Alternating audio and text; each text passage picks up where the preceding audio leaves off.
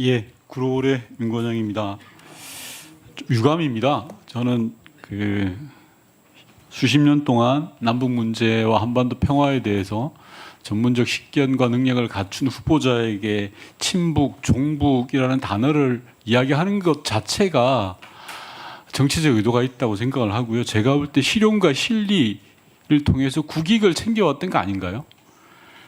돈으로 정상회담을 구걸하지도 않았고 무조건 힘자랑만 하다가 아무것도 얻지 못했던 게 아니었지 않습니까?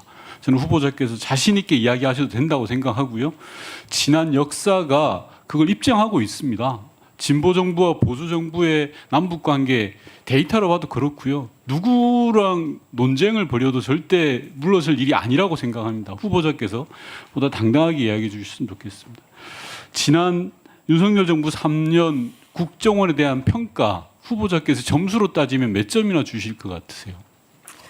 예, 존경하는 윤건영 의원님 질의에 답변드리겠습니다.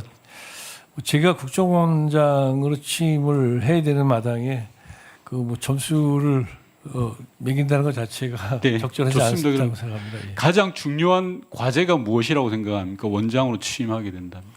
예, 저는 국정원 직원들 하나하나가 자부심을 가지고 전문성에 기초해서 근무하면 나는 평생 이 직장에서 영예롭게 근무할 수 있다 이런 생각을 갖게 하는 거라고 생각합니다. 네, 저하고 좀 생각이 좀 다른 것 같은데요. 이번 불법 내란이 실패했던 주요한 이유 중에 하나가 저는 국정원이 개입되지 않았던 것이라고 봅니다.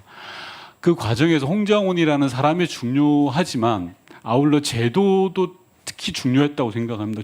국내 정치에 관여하지 못하도록 우리가 제도 개혁을 했기 때문에 이번에 불법 내란을 막아낼 수 있었던 건 아닌가 싶고요. 지금부터 PPT를 보면서 말씀드릴 텐데 좀 짧게 답변해 주시면 좋겠는데 저는 지난 3년의 국정원 흑역사를 한번 정리를 해봤습니다.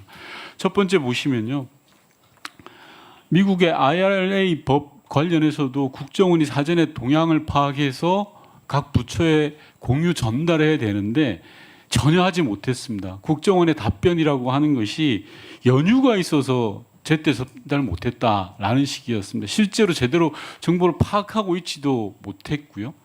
다음 PPT 봐주시면 중국에 대규모 탈북민들이 있었는데 이게 강제 북송될 거다라는 정보를 사전에 분명히 인지했습니다.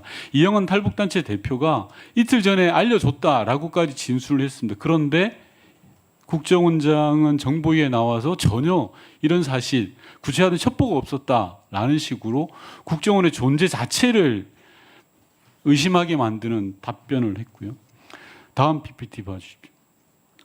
너무나도 유명하죠. 엑스포 유치전 관련해서 국정원은 해외 정보망을 총가동했다라고 이야기했습니다. 그런데 실제로 현실은 대한민국이 29회밖에 얻지 못했습니다. 과연 국정원의 해외 정보망이 제대로 살아 있었는지 의심을 갖게 만듭니다.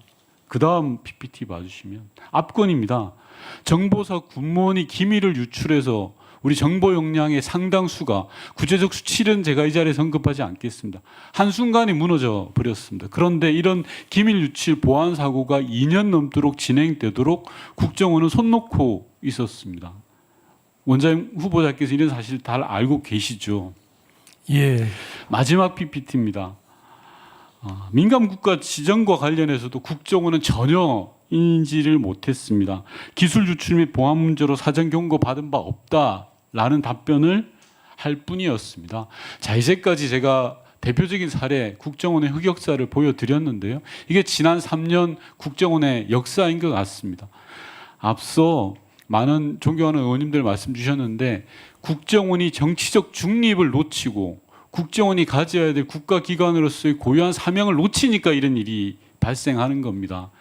존경하는 박지원 의원님 이 자리에 계시지만 현 원장이 전임 국정원장 둘을 고발했습니다. 그리고 국정원을 정치적으로 악용했습니다. 그런 조직에 지금 후보자가 기관장으로 가시는 겁니다. 저는 대단한 사명감을 가지고 가셔야 된다는 생각 드는데요. 몇 가지 간단하게 좀 확인을 하겠습니다.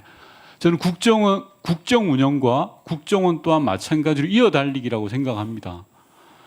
원장으로 취임을 하게 된다면 전임 원장님들 진보 보수 떠나서 꼭 다 만나보실 걸 권하겠습니다. 그렇게 하시겠습니까? 예, 하여튼 가급적 그렇게 하도록 하겠습니다. 자, 두 번째 질문 드리겠습니다. 앞서 의원님들 말씀 주셨는데요. 불법 내란에 관여된 걸로 의심받고 있는 정황들이 여러 가지가 있습니다. 국정원에서 제조해서 각 부처로 보내고 있는 비화폰 관련해서 국정원장과 경호처장의 통화 이후에 대통령 윤석열 전 대통령의 비화폰 기록이 삭제되었습니다. 그럼 당연히 의심할 수밖에 없죠. 왜? 비화폰의 기능을 제대로 아는 사람은 김성훈 차장 등 경호처 내 관련자들인데 그 자들은 그런 지시나 조언을 한 적이 없다고 합니다. 그러면 남아있는 유일한 사람은 조태용 전 국정원장입니다. 조태용 전 국정원장이 내란의 주요한 증거들을 삭제하거나 인멸하도록 조언을 하고 방조하거나 최소한 방조 또는 가담을 했다는 겁니다. 이런 부분에 대해서는 철저한 조사가 필요한 거 아니겠습니까, 원장님? 예, 저도 초보적으로 하여튼 지금 알아보고 있습니다. 그래서 예, 알아보는 수준을 넘어서 저는 처벌 문제는 후보자께서 판단할 영역이 아니라고 생각합니다. 다만 이런 흑역사들을 철저하게 기록해야지만 다시는 이런 국정원이 이런 짓을 하지 않지 않겠습니까? 예. 철저한 조사 부탁드리고요. 또 하나 더 PPT 다음 PPT 봐주십시오. 국정원이 이렇게 지난 3년 무너지게 된 중요한 이유 중에 하나는 바로 인사에 있습니다. 윤석열 정권이 출범하자 한 달도 되지 않아서 어떤 일이 일어났는지 아시죠? 네. 국정원 1급 27명 전원 대기 발령 내렸습니다. 국정원 1급에 27명이라는 그 숫자 자체도 국가 보안 사항입니다. 맞습니까? 맞습니다. 그런데 그 숫자를 버젓이 공개하면서까지 1급 전원을 대기 발령 내렸습니다. 국정원 역사 속에서 중정까지 거슬러 올라가 보겠습니다. 이런 적이 단 한 번이라도 있었습니까? 없었습니다. 아무리 정권이 바뀌고 진보 보수가 바뀐다 하더라도 이런 적은 없었습니다. 그 이후에도 PPT를 보시면 2급, 3급 100명 단위로 대기 발령 내고 교체했습니다. 1분만 더 주시면 쭉 이어가겠습니다. 네, 그러시지. 이런 적이 있었습니까, 후보자님? 예, 없었던 걸로 기억합니다. 예. 정권이 바뀌면 신임 원장에 따라서 적절한 인사를 해야 됩니다. 인사 수요에 대해서 제가 부정하는 건 아닙니다. 하지만 인사를 통해서 가장 중립적이어야 될 정치적 중립성을 확보해야 될 국정원을 뒤흔들어 놔버린 겁니다. 아니 대한민국의 정보기관의 1급들 27명을 한 번에 대기 발령시키면 정보기관을 어떻게 운영합니까? 이런 일이 버젓이 있었는데도 아무런 반성과 성찰 없이 지난 3년이 있어 왔기 때문에 앞서 보여드렸던 그런 흑역사가 차곡차곡 쌓였다고 생각합니다. 후보자님께서 이런 거에 대해서 앞으로 어떻게 하실지에 대한 의지와 좀 제도적 부분에 대해서 초점을 맞춰서 답변해 주시기 바랍니다.